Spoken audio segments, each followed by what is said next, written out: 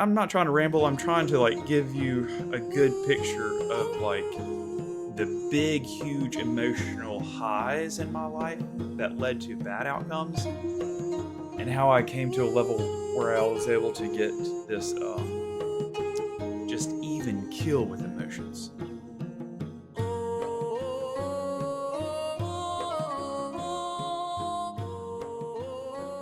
Welcome back to Uncivilized Rebirth. Here's a place that I hope you find tools and techniques to help you through difficult times in life. I know that after 42 years, I've been through many, many things, and I'm here, I'm put together, and I realize I have a bigger mission. Like, it's important for me to share what I've learned with other people.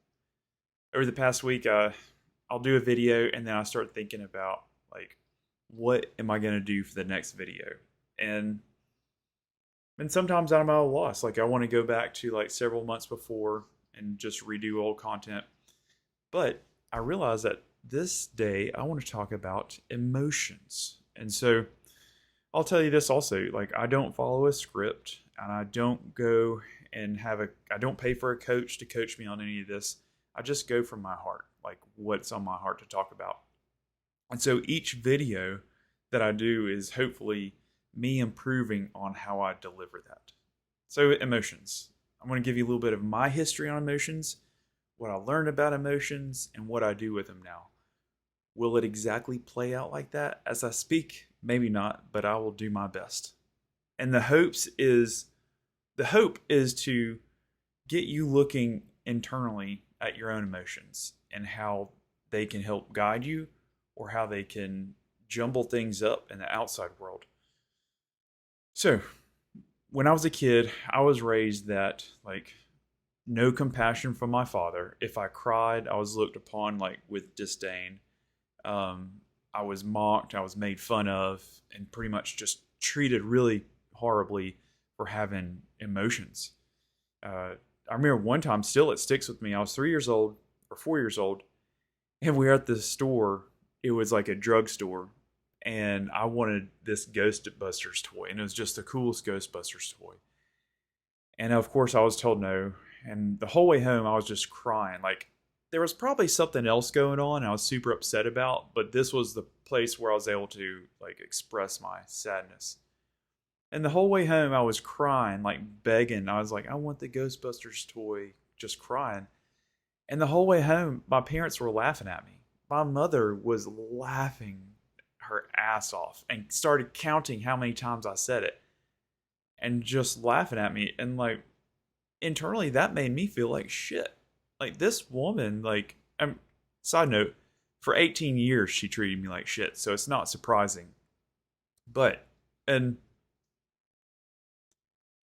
so that was like some of my early, and it's still a painful memory. That's some of the early, like, dealings I had with emotions. Like when I express them, being a sensitive person, because I'm an empath, I take on other people's emotions. Like I can feel them.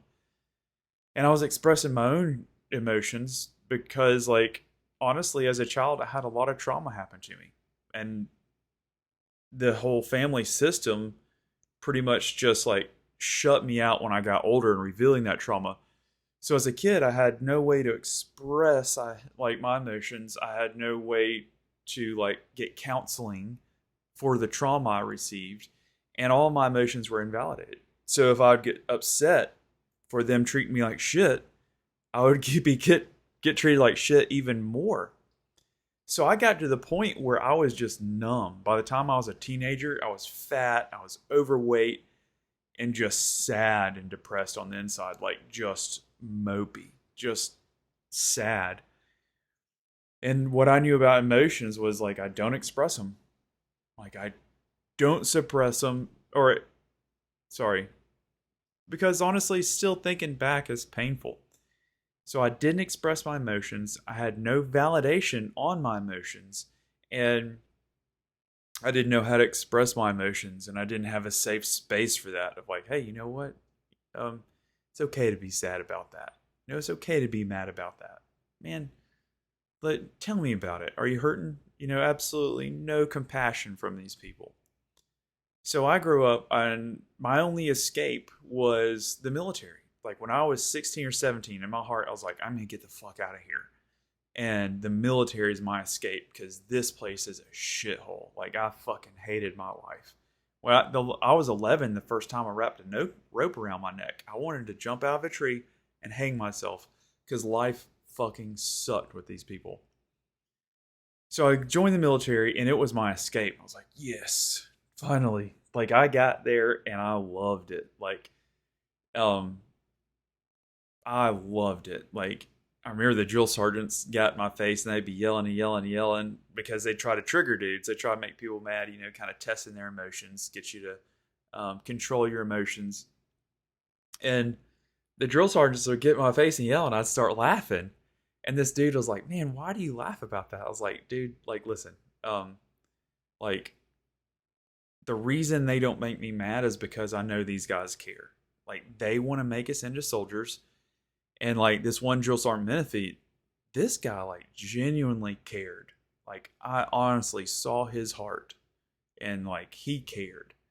And he taught us some really cool stuff that he didn't have to teach us. Like he went above and beyond. And even though he acted like he hated our guts, like he didn't. Like this dude cared. And so I told this guy, I was like, listen, they care about us. I've lived with people that didn't care about us or care about me. And I can tell this dude has a heart and he cares. That's why, like, I don't get upset when they fake mad. So, but it was cool though. Like, for me, it was kind of a benefit that my emotions weren't triggered here because it helped me get through basic a little easier. Granted, was I the best runner? Heck no. Not at all. I sucked at running. So, I go a few more years, start dating, get married and stuff. And like, the stuff that I was raised in followed me. Like, I had no idea how to validate somebody else's emotions. I didn't look at other people as a soul, as another human. Like, I saw them as like just an object. The way I was treated, it's like the way I stepped in the world not knowing I was treating others that way. And like, I realized like this led to just like every relationship ending. At one point in time I realized like my heart was cut off. Like I was like, I don't give a crap if somebody's telling me they love me and they want to be with me. Like I don't feel it, not feeling it at all. So inevitably, like through my relationships, like I wasn't able to see somebody upset and genuinely say, hey, like, how are you feeling? It's okay to be mad. It's okay to be frustrated. Instead, I would react with big emotions as well because that's what I learned as a child. When I would get upset, my parents would throw a big fit, anger, spank me, whatever it was they were doing to get me to stop showing my emotions. So I carried that into my adult life, into relationships, because the only thing that I saw when I was a child was just this horrible, trashy example of relationships, of parenting, of how to deal with emotions, about how to develop a person. Literally every way, shape, and form of raising a human wrong was done to me. Every bit of it, honestly. And so I go into the world as an adult and I'm like, can't figure out what the crap is wrong, like I can tell something is missing. So you'll see where this ties in. Like each point here or each part is very important. So I go through a disease, transverse myelitis, and I lose ability to walk, get discharged from the military. And so I'm spending a lot of time at home. So there's a lot of conflict there, just a lot of arguing, a lot of big emotions. And then I'm just totally broken. Like every level of mental resiliency I had was just broken because this disease was like torture. It literally was, and it broke me down to like my lowest point in life almost. And I started having repressed memories of my childhood emotions and memories. I said emotions, but I meant memories. So I had a horrible thing done to me by my mother. And I'm not going to say it on here, but the most atrocious garbage. And I relived that memory. And that broke me. Totally broke me. But I was mad about it. I was mad. I was like, this memory was repressed. I finally got it back. And how I dug so deep and found it out was that I started having seizures. I went to a sleep study. It was pseudo seizures, and there's several other different names for that. But it's not actually a legit seizure. It's like coming from the subconscious. Basically, it's a memory trying to present, and it's like presenting in just very messed up manner. So I go to sleep study, and they're like, "Hey," and you'll see where this plays into the emotional part. They're like, "Hey, listen, you need to go see a psychologist because these are repressed memories." So once they told me that, that was like the key to unlocking something, because I realized the next time I started having a seizure, I was like, I'm not going to fight it. I'm just going to let it go because there's a memory underneath this. And lo and behold, the memory came out, and it was like I think I was roughly 32 years old. This was about 10 years ago now, or 33. And this is a difficult thing for me. Um, and I relived as like 3.5, 4 year old being essayed. And it took about 30 minutes. And then I went to the closet and screamed for my dad as a 33-year-old man. The same thing I did when I was a child. And I looked into this is real. This is like the way it happens, like how repressed memories come out. And I screamed for my dad for like an hour in the closet. As a 33-year-old man, I was cuddled up in the closet, holding my baby doll, screaming for my dad until I couldn't scream anymore. Reliving that memory that was repressed was horrific. So I was angry at the person that did it naturally. So I started calling my mom, texting her, messaging her. I told my family. I alerted people that she knew that had children. And everybody was like, no, she's a Christian. She wouldn't do this. And so I started getting angry. And I'm fucking angry as shit because this woman fucking took my innocence and ruined 18 fucking years of my life. But she's a Christian, so she got away with it. And my dad's like, just, he's an asshole, and so he acted like it didn't happen. My brother straight told me to my face, like, we think you're lying. But this is like the ultimate invalidation of a fucking trauma. But the thing is, though, these people treated me like shit when I was a kid, too, so they don't want that coming out. These people are not good people, in my opinion.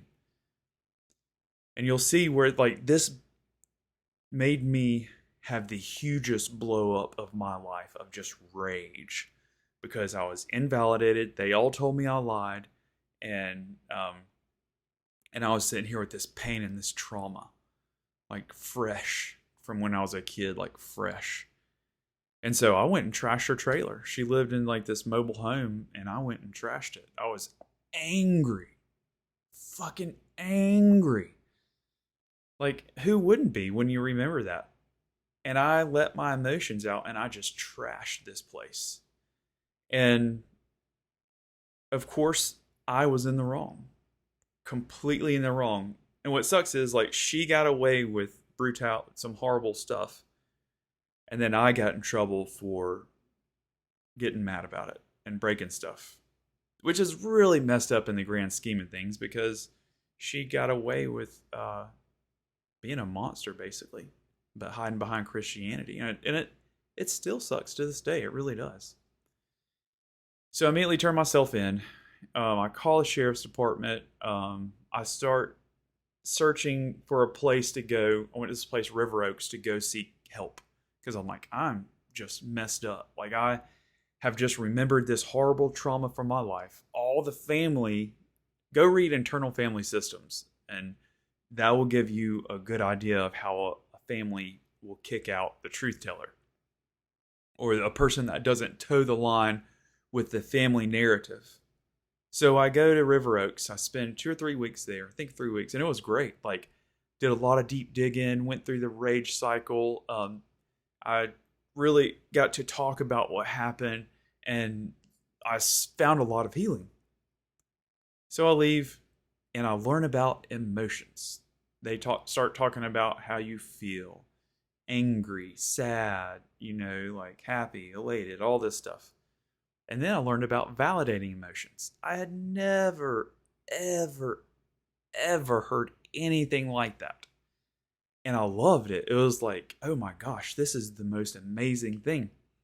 And then I had this epiphany, which is blatantly obvious now, but for somebody that was blind to the world of emotions, here was the epiphany. It was like, oh, if I can't validate my own emotions, I cannot accurately validate somebody else's emotions. So, man, like this changed my whole perspective on dating and on controlling my emotions. So, I learned valuable lessons that, like, if you get mad at being wronged in this society where they will wrong you secretly and then get mad in the open, you will be blamed and treated horribly. And then they get to sit back and say, see, we tried to raise him better, but he's just violent. Well, you abused me as a child, and I really hope my family's watching this. Y'all were abusive to me. But I learned some valuable lessons from that. And you'll see where I'm going with this. And this stuff you can apply to your own life about emotional resiliency, how to validate your own emotions. Because then I started learning when I would get wronged, and I'm not a perfect person by any means. I have done wrongs, but also people have done stuff to me subtly to try to get me to blow up. Like for instance, like I went through a period before my divorce where my ex-wife would be like flicking water in my face and be like, I'm trying to make you mad. And it's like, wait a second, I learned all these skills how to control my emotions because you want me to get angry, and thou shalt not make me angry. And that would just make her angrier because she'd be sitting there like straight up telling me, I'm trying to make you mad. But if I had gotten mad, she would have been able to run to everybody and be like, he's got big emotions. But anyway.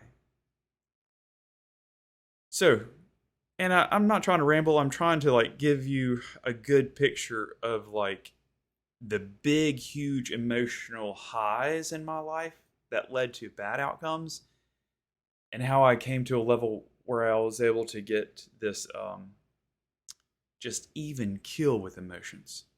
Even though they may spike at times, but that's naturally, that's part of our human condition. So what happened next? So I went through a divorce about 5 years ago. I was lied about. I was told that I was just this, the court was told I was a crazy veteran, that I was going to run off with the kids, and that I was just unstable, and that I had dissociative identity disorder, and blah, blah, blah. So on paper, it looked scary.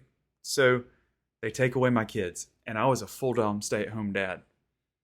And I realized, like, I'm so thankful I learned that lesson on emotions with the garbage my family did to me. Because if I had gotten mad about being lied about and my kids taken away, and I went and like kicked a door in and took my kids back, or went and banged on the door drunk or something to get my kids,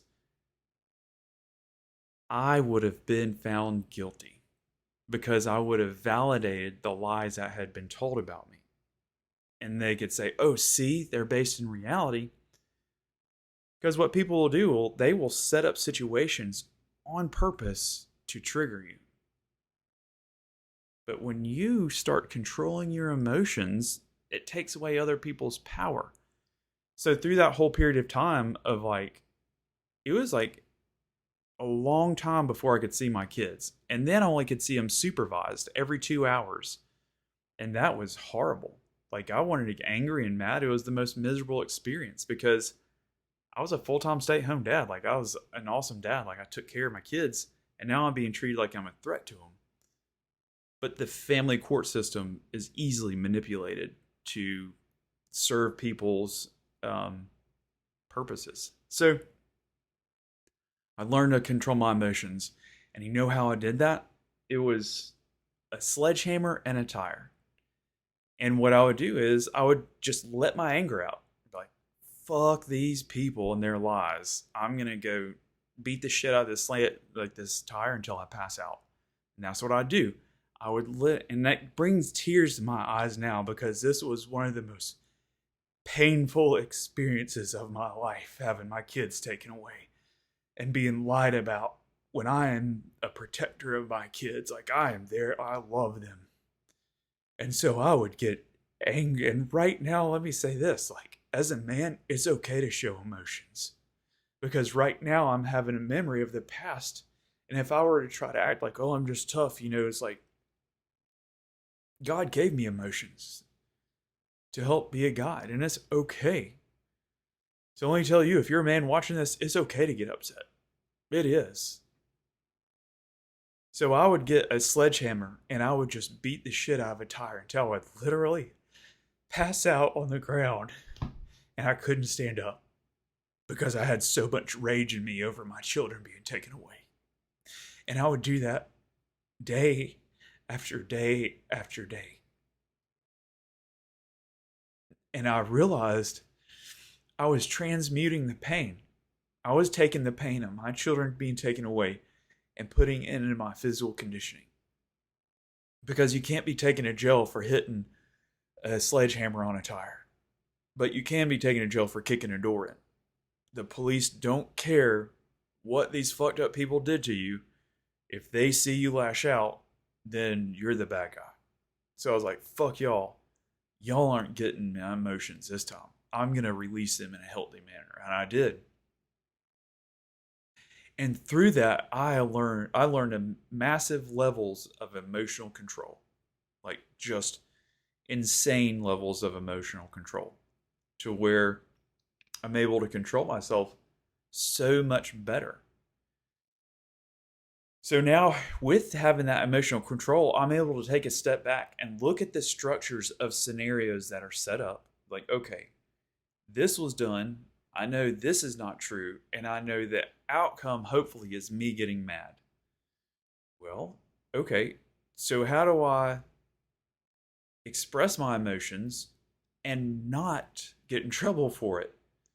Okay, well, here's a healthy avenue. Cool. So I do that. Because here's a big thing with emotions also. If you have big emotions and you just repress them and repress them and repress them, they are going to come out eventually. They will come out. It's impossible to hide your emotions forever. So just like with being upset and crying, I would be training and I would cry. Like, oh, you know what? Here comes a bunch of sadness. I'm just going to keep training and I'm going to cry. And then once that crying's done, I will keep training. So in that, I learned that I was starting to separate my emotions from my physical capability. Whereas my emotions weren't controlling my physical output.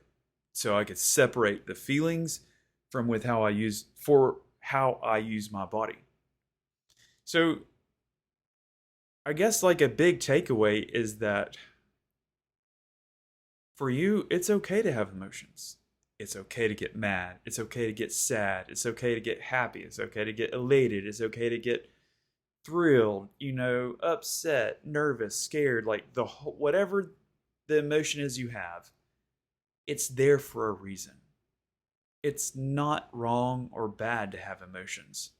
It's very important for us to feel them and ask ourselves, like, what am I supposed to do with this? Because when I was at River Oaks, I learned about the wise mind. It's like take what I should do, what my emotions are, and let them kind of meet in the middle and be like, okay, here's what I will do. I will honor my emotions and I will make a choice that will be the best choice and with the best outcome. So what we start doing is when we start delving into our emotions and experiencing them and allow them to be what they are, it starts to become like the waves on an ocean or on the shore. And I've heard this analogy before. Sometimes the waves are really big. Sometimes the waves are very small, but there's this equilibrium that is found in there. It's like always kind of comes to this middle point where they're going to be at most of the time. And that's what I find with my emotions now. And recently I really thought about that. And it's like, oh man, one big thing now that I am starting to understand truly is that still waters run deep. That's somebody that's very stoic and calm externally. They may just have this huge depth and understanding of their emotions where they're just feeling it at a deep level, but they're just controlling their body and they're not expressing their emotions with their voice or with their arms or with their eyes. they're experiencing with their soul. Because we're meant to experience. When we lose somebody that we love, we're supposed to feel that loss. When we meet somebody that we fall in love with, we're supposed to feel that love. When we have a newborn child and our heart just like expands with joy, like we're supposed to feel that. It's part of the human experience. And I truly believe we're coming into an era where my parents' parents, they were just forced to do stuff and sublimate, I think that's how to say the word, their emotions and hide them and repress them. Like my poor father, I don't think he knows what it means to cry or to be joyful or to express himself. He's so shut off. Like the heart brain coherence is not there. And I learned that from Joe Dispenza of like, hey, lead with your heart. You have to have heart brain coherence. It won't work otherwise. Our heart is there for a reason. It's like to love others and to guide and validate their emotions. Now, with saying all that, am I perfect at that? No, not at all. But it's still something that is very valuable to learn. And if I had somebody teach it to me years ago, my life would be at a very different point right now. Though I wouldn't be right here. So the crazy thing about that is everything had to happen the way it happened for me to get to this point and this level of understanding. And so I guess in summary, it's like, it's okay to have emotions. It's important how you express your emotions, because in this society, from the way I've kind of looked at it and analyzed, like whoever gets the other person triggered emotionally feels like they're the winner. And that can be manipulated. Like if a man shows emotion, like, oh, he's a violent narcissist. Okay, whatever. Emotions are real. But then if you're a dad or a mom, I found the biggest, most amazing tool for me is validating my kids' emotions. When they're mad, just be like, hey, you know what? It's okay to be mad right now because I would have been mad too. And I want you to let you know that your internal world is very important to me. And when I do that, or like acknowledge their sadness, if my children cry, I give them safe space to cry. There is no judgment. There is no blame, shame. It's like, hey, I cry also. Cry. You know what? And I'll explain to them how it's like the waves on the shore. So when this happens, it's like they feel heard internally and they trust me more. Because if they get upset and I just yell at them and make them stop and get mad the way that I was raised, man, that means like there's this level of trust that's just gone there. Just gone, because now I'm treating their internal world, which is the realest part of their existence, like as trash. It's like, nope, can't do that. So there's this great book I read called The Conscious Parent. Fantastic book. There's another book I read, The Whole Brain Child. Fantastic book. Internal Family Systems. Fantastic book. When you start reading these books that delve into the inner world, you start getting this knowledge and this new lens to view other humans and your family. You're like, oh, wow. Like, now I understand the family system I came from. Now I understand the phases my kids are going through with emotions. I understand their brain development and how vital it is for me to carefully navigate that as they're developing. And not pass on generational traumas, because it's horrible to be like invalidated. It's horrible to be traumatized as a kid. And then that stuff gets passed on to the next generation unless you break it. I think the last video I talked about, I'm a curse breaker, legit a curse breaker. It's very powerful. Not everybody gets to be one, but when you break that generational trauma, and a huge part of it is like getting in touch with yourself internally, like what you're doing is you're shaping the future for the next generation to be better than the last one. Because I have really thought about it. It's like one big, huge point of the human existence is to do better than the last one did. I think that is very important. The Creator wants us to be better. I believe I was created. You may not. That's okay. And you may have a different sound that you associate with the creator. Guess what? That's absolutely cool too. Like, we need to stop arguing over that stuff. All right, I'm done. Roadhouse, spiritual hard.